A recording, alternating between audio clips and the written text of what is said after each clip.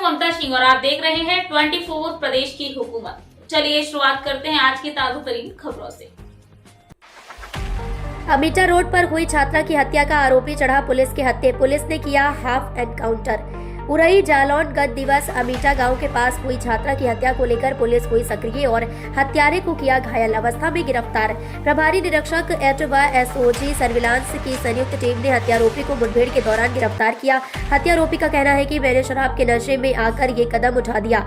शराबी युवक एट से कोच जाने के लिए बैठा था, पर गलत विचार आने पर वह अमीटा के पास उतर गया और इस घटना को अंजाम दे डाला। पुलिस अधीक्षक डॉक्टर दुर्गेश कुमार ने मीडिया को इस प्रकार बताया। पूर्व हुई हत्या का कुछ खुलासा हुआ है, एक एनकाउंटर हुआ है, क्या कुछ मामला है? 29 जनवरी को एक बच्ची अमीटा की रहने वाली वो गुमशुदा हुई थी। उसकी सूचना रात लगभग 11:15 बजे थाने को प्राप्त हुई। खोजबीन की कार्रवाई हो रही थी। 30 तारीख को उसके गांव के रास्ते पर उस बच्ची का शव मिलने की सूचना प्राप्त हुई। पिता के तहरीर पर सम्यक धाराओं में अभियोग पंजीकृत किया गया।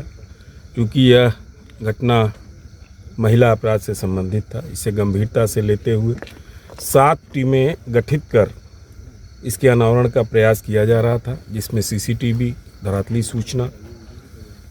सूचनाओं को डेवलप किया गया। तो ये जानकारी प्राप्त हुई कि बच्ची 8 तक 5:45 तक पहुंची थी।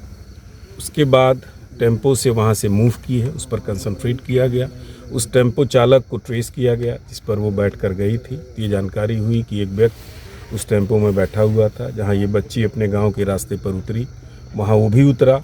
उतरने के बाद वो उसके पीछे गया था।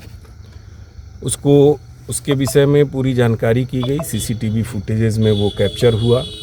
टेम्पो वाले से पूछताछ हुई, अन्य साक्षियों से पूछताछ हुई, तो पता लगा ये मनीष पुत्र वीरेंद्र जो चिरावली का रहने वाला है वो गया था। दूसरे दिन कोच में पुनः वो देखा गया। उसके चेहरे पे चोट के निशान थे। उसके विषय में पूरी जानकारी करने के बाद घटना में उसकी संलिप्तता पाते हुए उसे वांछित किया गया। आज एसओजी प्रभारी और प्रभारी निरीक्षक 8 को ये सूचना मिली कि 8 चिरावली मार्ग पर बने पुल पर वो कहीं जाने के लिए, भागने के लिए बैठा हुआ है। इस पर ये लोग आए, इनको देखते ही वो भागा, पीछा किया गया। तो उसने पुलिस पार्टी के ऊपर 2 राउंड फायर किया। बाल पुलिस पार्टी बची। आत्मरक्षार्थ इन्होंने भी 1 राउंड फायर किया।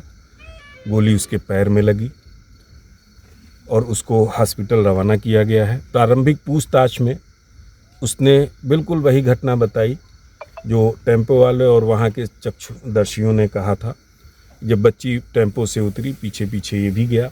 जाने के बाद सुनसान जगह देखकर उसके ऊपर यौन हमला करने का प्रयास किया। बच्ची ने शोर मचाया, उसका मुंह दबाया बच्ची का। उस दौरान उसकी मृत्यु हो गई और उसके डेड बॉडी को नीचे खंती में पानी में डाल दिया और वहाँ से फरार हो गया। अब चूंकि घायल था, अभी विस्तृत पूछताछ संभव नहीं थी। अब डॉक्टर से अनुमति प्राप्त कर विस्तृत पूछताछ की जाएगी। प्रत्येक पहलुओं पर इसमें विवेचना की जाएगी और साइंटिफिक एविडेंसेस हम लोग इकट्ठा करेंगे ताकि कड़ी से कड़ी सज़ा दिलाई जा सके। जितने भी उससे संबंधित सामान बरामद है सभी का हम साइंटिफिक इन्वेस्टिगेशन कराएंगे और कानून के दायरे में रहकर जो भी कड़ी से कड़ी कार्रवाई है, चूँकि एक जघन्य अपराध था, महिला से संबंधित था और निश्चित तौर पे इसकी मानसिकता सामान्य नहीं है, लिहाजा इसको हम लोगों का प्रयास होगा कि कड़ी से कड़ी सज़ा इसको दिलाएं, जिसके लिए जो भी संभव यथासंभव प्रयत्न होगा हम लोग करेंगे। सर, पुलिस इतने दिन से पूछताछ कर रही है, और लोग कुछ शामिल हैं इसमें? अभी तक जो प्रारंभिक पूछताछ से है, ये घटना इसी अकेले व्यक्ति नहीं किया था, यही पीछे गया था। घटनास्थल पे जो साक्षी थे उनसे बातचीत से भी अकेला ही दिखा था। ये भी खुद बता रहा अकेले ही घटना किया है। इसने बलात्कार का प्रयास किया लेकिन बलात्कार नहीं कर पाया है। वो शोर मचाया बच्ची ने, उसका मुंह दबा दिया शोर बचने के लिए शोर से। उसी दौरान उसकी मृत्यु हो गई। टीम को हम 25,000 रुपये का इनाम दे रहे हैं। और एक बात और कहना चाहेंगे कि अभी ये विवेचना हमारी जारी है। इसको और गहराई से, यद्यपि जो चीज़ें हैं लगभग स्पष्ट हैं, लेकिन और गहराई से कोई भी पहलू, कोई भी बिंदु हम इसमें छोड़ेंगे नहीं।